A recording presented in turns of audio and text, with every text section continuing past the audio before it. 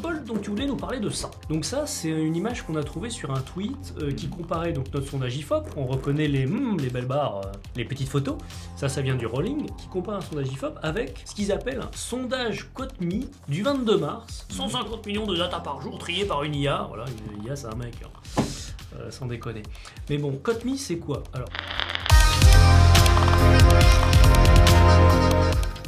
Cotme, c'est une appli, il me semble, de plus ou moins lié au pari, hein, et qui, pour se faire un coup de pub cette année, nous a fait un numéro de potentiel électoral. En gros, ils scannent les réseaux sociaux et à la lumière de ce qu'ils trouvent et de leur truc un peu chelou, ils nous donnent des pourcentages de voix pour tel ou tel candidat. Vous verrez que c'est radicalement différent de nos chiffres. Vous verrez aussi qu'ils savent pas écrire Mélenchon comme le signal Unexpected ni Hidalgo. Enfin bon, c'est pas forcément Cotme qui a fait ce graphe, attention, mais c'est la source des données. Bon. Donc Cotme qui nous sort une espèce de cote, littéralement, des personnalités politiques d'après les discours sur les réseaux sociaux. Et on voit que c'est très différent de ce que font les sondeurs comme nous. Cotme, en tout cas l'une des personnes à la tête de Cotme, c'était aussi l'une des personnes à la tête de Filteris en 2017. Filteris qui était une espèce de boîte de je sais pas quoi canadienne, dont le patron, pote de François Fillon, avait tenté de dire que les sondages étaient pourris et nous dévoilait une méthode, enfin sans la dévoiler, mais en gros, pareil, en scannant les réseaux sociaux, il nous disait « Regardez, les sondages donnent Fillon à 20 alors que dans notre truc, il est à 25 ou 30. Les sondages vont se planter et on a bien raison. » Et au final, qui c'est qui s'est planté? C'est lui tout seul. Voilà. Donc tout ça pour dire que voilà, Cotme, j'ose le dire, c'est de la merde.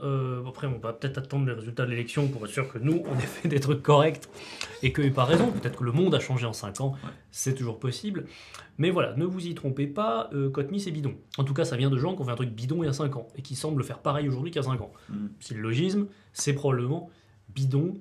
Et donc, aussi pourquoi des sphères militantes rebalancent ce sondage Cotme, c'est parce que ça vient de l'étranger, donc c'est pas contrôlé par les élites françaises, par les médias à la botte de Macron, par les instituts de sondage à la botte de Macron, ou de Mélenchon, ou de Le Pen, parce que voilà, on nous le dit. Je fais une dernière petite incise sur tous les jours, donc le Rolling notamment publié sur le site de Paris Match, tous les jours Bruno Jeudi, éditorialiste bien connu des chaînes d'infos françaises. Bruno Jeudi diffuse ça sur ses canaux à ce propos-là, et quand il dit que Macron est en hausse, il se fait insulter par tous les gens qui n'aiment pas Macron, et quand il dit que Macron est en baisse, il se fait insulter par tous les macronistes. Donc il est à la fois suppôt de Macron et un méchant anti-macroniste. Donc le pauvre, voilà, moi je le plains. Franchement, je le plains tous les jours de se manger autant de torrents de boue sur la tête. Que nous dit Unexpected, cet extrait est clippé, retweeté, déformé. Bah vas-y. Moi j'assume, je finirai viré pour faute, mais c'est pas grave. Très bien. Paul. Alors, toujours dans ce débat-là sur les sondages, est-ce que cette idée que ce qu'on publie est faux et que le jour d'élection, la vérité vraie va se révéler et que ce sera totalement contraire à ce qu'on a publié. Alors là, tu peux peut-être voir, parce qu'il y a une opération qui a été lancée par les équipes Zemmour, qui s'appelle les vrais sondages. D'accord, tu veux carrément, on va sur Twitter, on regarde? Ouais, bien sûr. Tu peux voir, il y a des liens, donc ça va te l'ouvrir tout de suite. Alors, voilà. Que voyons-nous? Donc, ce hashtag les vrais sondages, ça a été lancé par la team de Zemmour, tu nous disais. C'est ça. En évoquant l'idée que le 10 avril, au premier tour, ce sera une surprise par rapport à ce qu'on évalue aujourd'hui. Et c'est vrai que c'est un petit peu, évidemment, le discours, parce que actuellement, Éric Zemmour est plutôt en baisse dans les sondages. En tout cas, on voit qu'il y a une faiblesse autour de ses scores, dans plusieurs instituts d'ailleurs. On n'est pas les seuls à le mettre en avant. Et donc, il y a cette idée que, la vérité, ce ne sont pas les sondages. Et il y a aussi l'autre pendant de ce discours, c'est que Éric Zemmour sera aussi sous-estimé, parce qu'il y aurait un vote caché autour de sa candidature. Un vote caché, c'est-à-dire que pour eux, les personnes qui répondent à nos sondages ne disent pas la vérité, ne disent pas pour qui ils vont vraiment voter. Ça serait des gens qui vous souhaiteraient voter Éric Zemmour, mais ne le diraient pas. Alors après, la question, c'est de savoir pourquoi ils le feraient. Voilà. Est-ce qu'il y a vraiment une justification pour ce qui a pu arriver, on l'a déjà dit, pour le vote FN à l'époque, au téléphone, quand on faisait des interviews au téléphone. Voilà, c'était ça la grosse différence. C'est qu'à l'époque, peut-être qu'on sous-estimait Jean-Marie Le Pen parce qu'il était assez mal vu de l'affirmer, de s'affirmer électeur RN. Parce que pourquoi? Donc avant la décennie 2010, on faisait surtout des enquêtes par téléphone, des sondages par téléphone, on appelle les gens, bonjour, c'est pour un sondage, et vous restez 5, 10, 15 minutes pour répondre. Et donc dans ces sondages-là, quand l'enquêteur a dit, pour qui vous allez voter, ou pour qui vous avez voté dans le passé ou pour qui vous allez voter dans le futur. Est-ce que vous allez voter Jean-Marie Le Pen?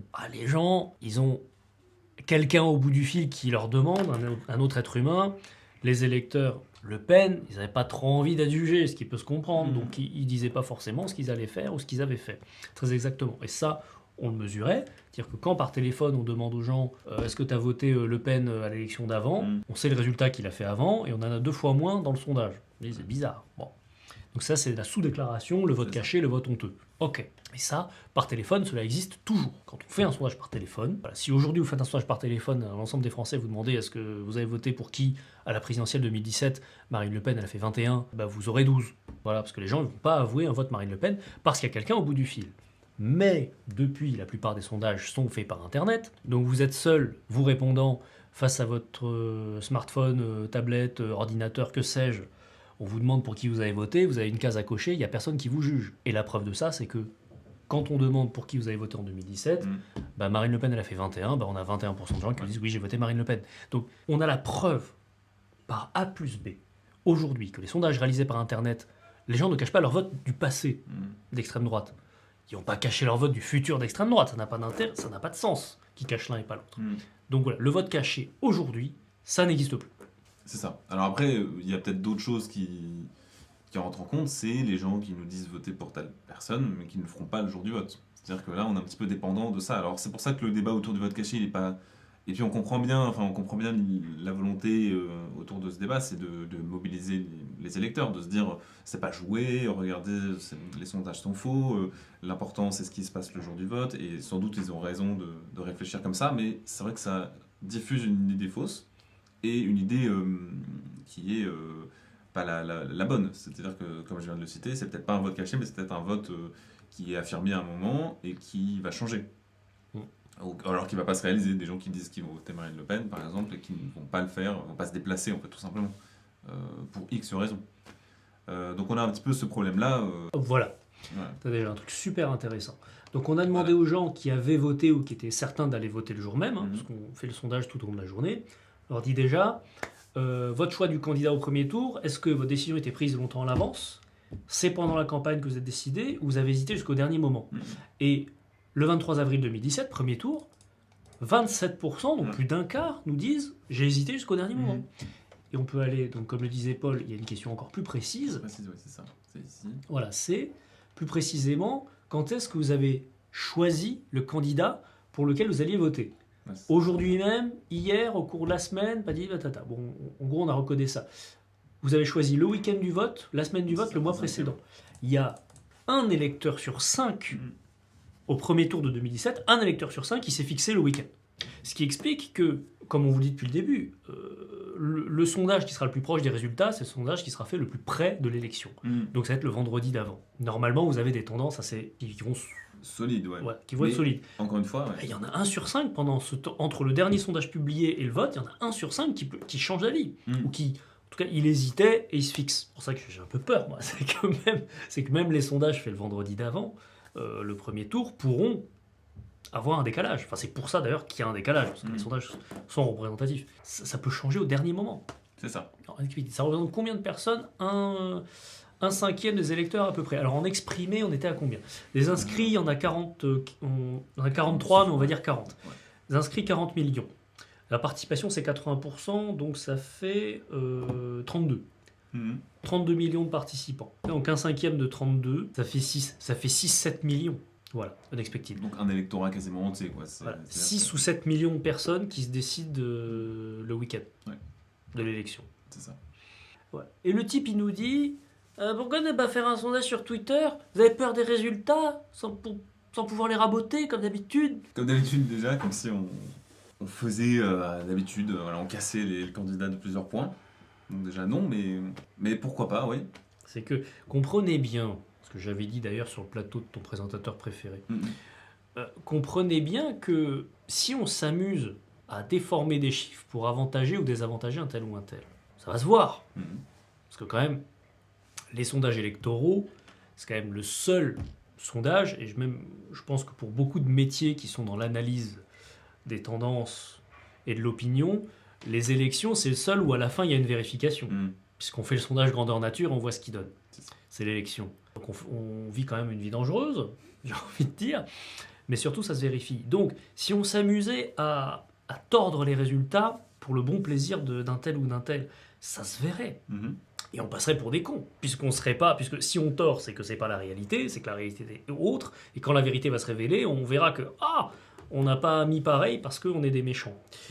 C'est pas dans notre intérêt. C'est pas dans notre intérêt déjà nous personnellement, c'est pas pour ça qu'on fait ce métier. Non. C'est pas dans notre intérêt non plus marchand pour un institut de sondage, parce que ça montrerait que on donne des résultats qui n'ont rien à voir avec la réalité. Or, ce que les gens nous achètent, ce que nos clients nous achètent, c'est bien une mesure de la réalité. Mhm. Donc Ouais, voilà, on n'a aucun intérêt à bidonner les chiffres. C'est ça. Voilà.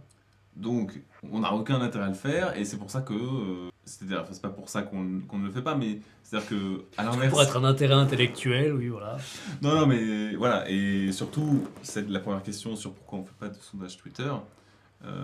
Bon, elle est évidente en fait, c'est assez étonnant, c'est vrai que c'est toujours étonnant de voir ça, parce que c'est de toute évidence, les utilisateurs Twitter, on sait que c'est à peine même pas 10% en fait, en tout cas pour les utilisateurs réguliers de la population, donc c'est évident qu'en interrogeant ces personnes-là, alors après on comprend bien que pour les gens qui nous disent ça, le problème c'est que nous on interroge 1000, 1500 personnes, et que même si que 10% de la population qui va sur Twitter, c'est toujours plus que ces 1000. Mais c'est pour ça qu'il faut toujours rappeler comment fonctionnent les sondages, qu'on essaie d'avoir un échantillon représentatif de la population pour que l'intention de vote soit le plus proche possible de ce qui va se passer le jour du vote, c'est-à-dire que quasiment toute la population française va se déplacer pour voter, et que sur Twitter on ne peut pas avoir ça.